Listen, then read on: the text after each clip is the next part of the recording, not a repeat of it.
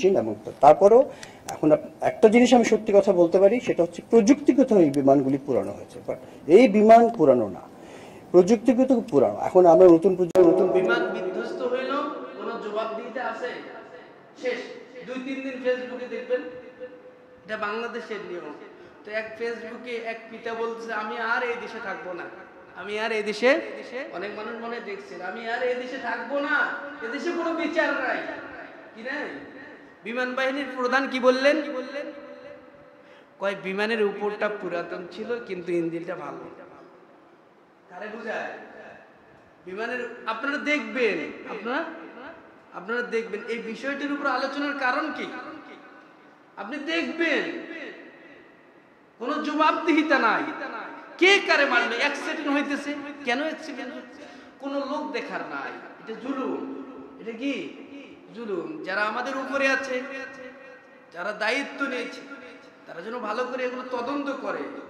যার মা, এক সন্তানের মা ইন্তেকাল করছে, ও মারা গেছে, সন্তানের ব্যথায় দুঃখে কষ্টে মাও ইন্তেকাল করছে, এগুলো কোথায় রাখবেন আপনি? আকাশ বাতাস ভারী হয়ে যাচ্ছে, এগুলো সব আমাদের হাতের কামাই। এই জুলুম বাদ দেন, যে যেই পদে আছেন দায়িত্ব মতো দায়িত্ব পালন করেন, দেশ ভালো হয়ে যাবে। দেশ কি হবে?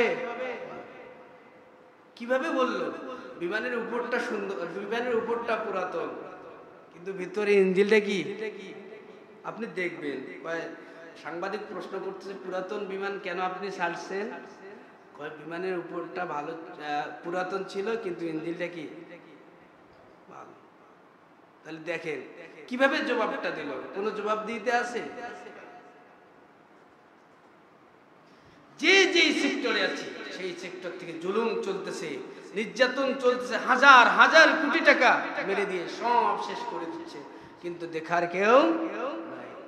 এই অবস্থা যতদিন চলবে আল্লাহ সামান্য গজব দিচ্ছে। হুজুর সামান্য বলতেছে, এটাকে আপনি সামান্য বলতেছেন? হ্যাঁ আমি সামান্য বলতেছি। কেন? কোরআনের আয়াত, রব্বুল আলামিন বলেন আমি সামান্য অল্প অল্প গজব দিয়ে, এটা যদি অন্য অনেক বড় জনসমগ্র ওই বিমানটা পড়তো তাহলে আরো অনেক মানুষ ধ্বংস হয়ে যেত। আল্লাহ বলেন আমি অল্প অল্প গজব দিয়ে তোমাদেরকে দেখাই, তোমরা ফিরে আসো। যদি ফিরে না আসো আযাব গজব আসবে। এটা হলো গজব আযাব আসার 2 নম্বর কারণ। 3 নম্বর কারণ হলো যখন আল্লাহর কোরআনের আইন দিয়ে বিচার চলে না, যখন আল্লাহর কোরআনের আইন দিয়ে বিচার চলবে না তখন কি হবে? আযাব গজব আসবে। এখন যেখানে যান বিচার কি কোরআনের আইন দিয়ে চলে? তো একজন যে পাথর দিয়ে মারলো তার জনসম্মুখে কোরআনের আইন দিয়ে বিচার করে দেন। একজন জেনা করছে তার কোরআনের আইন দিয়ে বিচার করে দেন, একদম তারের মতো সোজা হয়ে যাবে। সংজ্ঞাচার করে দেন, আয-যানিয়াতু ওয়াজ-যানি ফাজলিদু কুল্লা ওয়াহিদিন মিনহুমা মিয়াতা জাল্লাহ। রব্বুল আলামিন বলেন বিবাহিত পুরুষ আর বিবাহিত নারী যদি জেনা করে তাহলে মাঠের মধ্যে তারে পাথর মেরে ধ্বংস করে দেন।